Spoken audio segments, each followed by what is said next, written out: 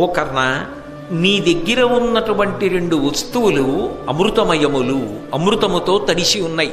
అందుకని అవి ఉన్నంత కాలము ఈ కవచమున్నదే ఇది అమృతమయం.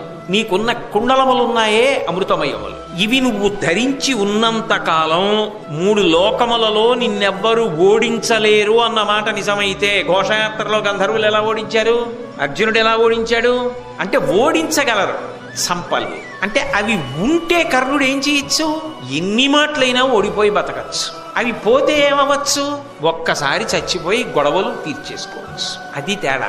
ఆయన కోరిక ఏమిటి, అర్జునుడిని చంపాలి. అర్జునుడి చేతిలో చచ్చిపోకుండా ఓడిపోయి పారిపోయి బతికేస్తే ఏమిటి ఆయనకి, ఎన్ని మాటలలా. కాబట్టి 3 లోకములలో ఉన్నటువంటి వారు ఎవ్వరూ కూడా నిన్ను చంపలేరు అంతవరకే తప్ప నిన్ను యుద్ధంలో ఓడించలేరన్నమాట మాత్రము అన్వయము కాదు.